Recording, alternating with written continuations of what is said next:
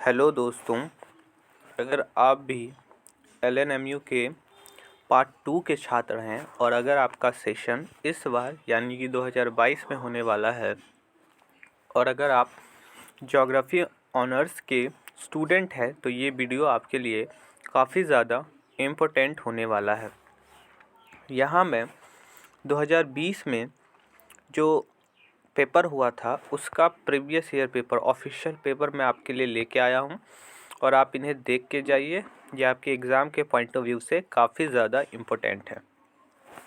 तो देखिए दोस्तों, 3 घंटा का आपको समय दिया जाएगा जो कि 75 मार्क्स का होगा और 34 मार्क्स 34 नंबर आपको पास करने के लिए चाहिए। देखते हैं दोस्तों कौन कौन से क्वेश्चन थे। तो पहला क्वेश्चन है, divide India into structural unit and discuss their main feature. Bharat के संरचनात्मक इकाइयों को विभक्त कीजिए तथा उनकी मुख्य विशेषताओं की विवेचना कीजिए। पहला क्वेश्चन यह है दोस्तों। दूसरा क्वेश्चन है, explain the origin and mechanism of Indian monsoon. भारतीय मानसून की उत्पत्ति प्रक्रिया तंत्र की व्याख्या कीजिए। तीसरा है दोस्तों, तीसरा क्वेश्चन है हमारे पास दोस्तों कि analyse the geographical conditions, distribution and production of rice cultivation in India. ठीक है दोस्तों।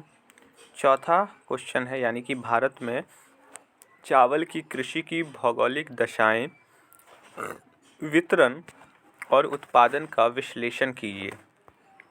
चौथा क्वेश्चन है, analyse the geographical conditions, distribution and production of sugarcane cultivation of India. यहाँ पे शुगर केन के बारे में पूछा गया दोस्तों, यानी कि गन्ना की कृषि की भौगोलिक दशाएं, वितरण और उत्पादन का विश्लेषण कीजिए दोस्तों।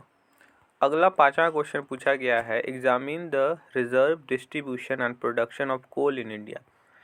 भारत में कोयला की संचित भंडार, वितरण, उत्पादन का परीक्षण कीजिए।